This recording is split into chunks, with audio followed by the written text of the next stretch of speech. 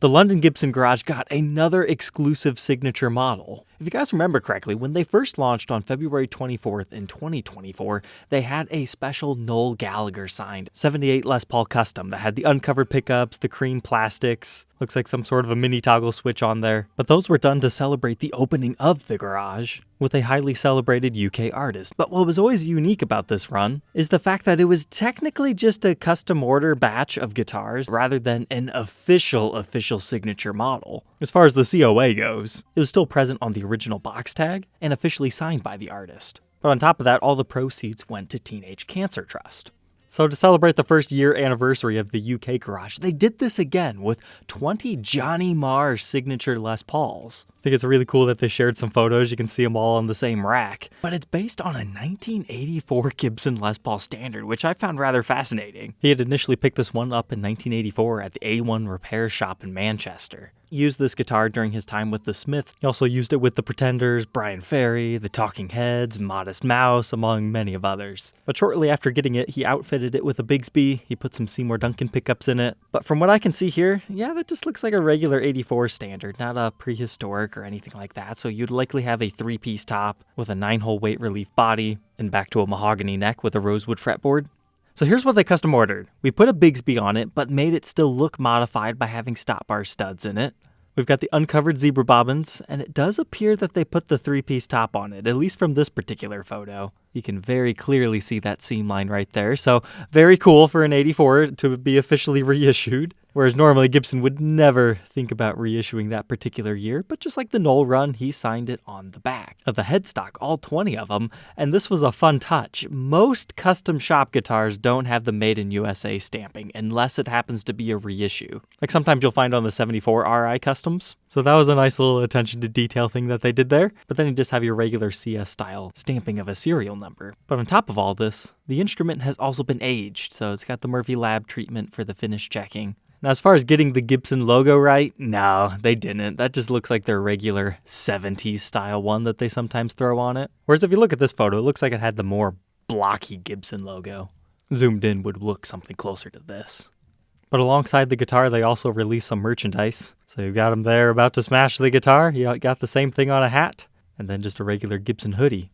But all the profit from the sale of these 20 are also being donated to the Teenage Cancer Trust. And if you're curious how much these were, they were £10,000. Now, unless you knew about it, like the day before, and you could go queue in London to hopefully get the chance to get it, because these sell out in seconds, you didn't even stand a chance. I didn't even see these get posted to Reverb, unlike the last release. But I think that's because they kept this one a little bit more hush-hush so fans could get it. But assuming if you contacted Gibson yourself to have a 3-piece top Les Paul Standard with some 70s attributes to the headstock, I would imagine they would charge you about $6,500-ish for this in United States dollars. So that's roughly a 2 times premium. So each of those guitars should have raised about $6,000 for the charity, which is great. That'd be about $120K. And that's if the garage wasn't just selling those at their cost in their books. If so, that amount could be a lot higher. I'm really curious who next year's signature artist might be, because I'm sure they're already working on creating them. It's a fun thing that the UK Gibson Garage does. But tonight is just going to be Johnny Marr Day, because he's got a couple of other cool guitars I've been wanting to chat about for a while. I found this one on a Facebook group a couple of years ago. This is reportedly a 1975 Gibson Deluxe that was modified for Johnny to have 5 mini humbuckers in it. But at the same time, they took the regular Deluxe and re-topped it. So that's why we have things like a fantastic top for a 75. There's no way you would find something like that in that day and age. Stock from the Gibson factory, especially with the 2-piece center seam top. But that also explains why you don't have a pick guard. And I think my favorite thing about this has to be that all the mini humbucker surrounds appear to be in one large plastic piece, and that's how they were able to pull off this feat.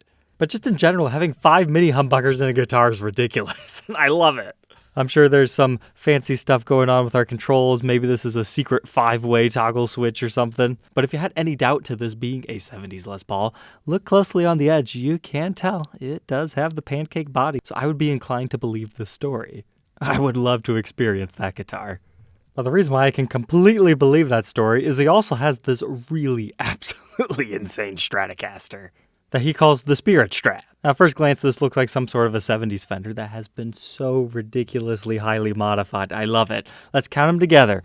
1, 2, 3, 4, 5, 6, 7, 8, 9 single coils with 9 pairs of mini toggle switches. I could only assume that's like an on and off switch for all the different ones, and then who knows what the other ones are doing. But I like how the pickups have a grill design like you see on the Fender amps in the background. But according to him, all these pickups feed into each other, making just one giant pickup. So for all we know, the switches might just be dummies and they don't even do anything. This was about 3 years ago, so I don't think we're going to see an official signature model of this one anytime soon, but it sure would be fun. Because did you notice he even had to shave away a little bit of the bridge down here to fit that last pickup?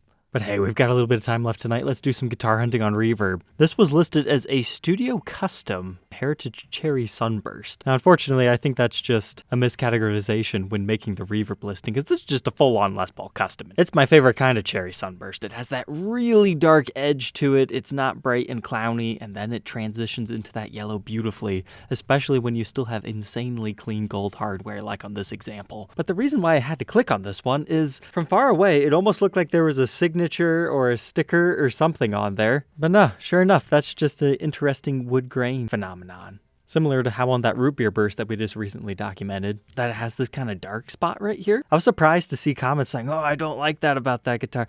Nah, it changes colors at the different angles. That's not a paint defect by any means. That's just the wood underneath. It reflects differently. So depending on how you have your lighting situation will be how dark or light that particular section is. I love it on the root beer finish. So kind of a similar phenomenon here. But then when I clicked on the listing, it's like, oh, what has happened here? Potential moisture damage to make the finish peel, or was it just a binding lip right there that chipped? I don't see any other major areas of wear on the back, so that's a bit of a bummer for that to occur on the top, especially when everything else, even our Tim Shaw PAF sticker is still present right there. As far as the back of the guitar goes, that thing's looking pretty clean. Jumping up to our tuners, we can tell it's the flip-out winding style. It is marked a factory second, so maybe it was one of those lipped ridges that somebody just had to keep picking at, and it still has the original chainsaw case. It was listed for $5,500. Now we've got a 1975 ES355. Nice. I imagine this started a really dark walnut color, similar to what you're seeing right here and down here. But as the sun has baked this guitar, it's lightened it up a little bit to give it this very tasty hue. And it's really accented by the bound F-holes, the multiply binding along the top, ebony fretboard, and then hey, what's going on here? Is this like some weird lens flare situation? Why is the guitar more red? Well, you gotta look at the rest of the guitar. Are the pickup covers almost uniquely discolored right by where it comes in contact with the pickguard? Yes, and yes. Is the rest of the gold tarnished? Yep. That means this originally shipped with a real celluloid pickguard and it off-gassed, and that explains why the finish is strange colors as well. But somebody's got a plastic one on it currently, so you don't have to worry about that kind of stuff ever again. And some guys might dig the patina that gives the instrument. Man, that's some really cool hypnotic wood grain back here. That's fantastic for a 1975. And really appears to be in decent shape. You've got your Kluson waffleback tuners, and if we can believe our truss rod cover, it's wired in stereo. Yeah, sure enough. Those are transitional era T-tops, and it is an era correct bridge. I was hoping to get a photo of the pickguard removed, but unfortunately not. Because usually you'll get this, the finish checking at the same time, at the off-gassing. So in case you haven't heard my warnings enough, if you have a real celluloid pickguard on your guitar, do not lock it in the case. It will eat the guitar. Looks like this one has one of the newer Gibson Memphis style cases and is listed for $9,000 just recently today by Charlie's Guitar Shop. Next up, a Buckethead Les Paul Studio listed for $8,000. We've talked about these enough on the show, but what really drew my attention was, really? It's just a straight up yellow pickup. Some of these yellow more so than others, but usually it's like going from a stark white to a slightly creamy. This one just went straight double cream DiMarzio on us. The same thing will happen to the headstocks. I could have swore that was the gloss headstock, and then that I was seeing binding on the body.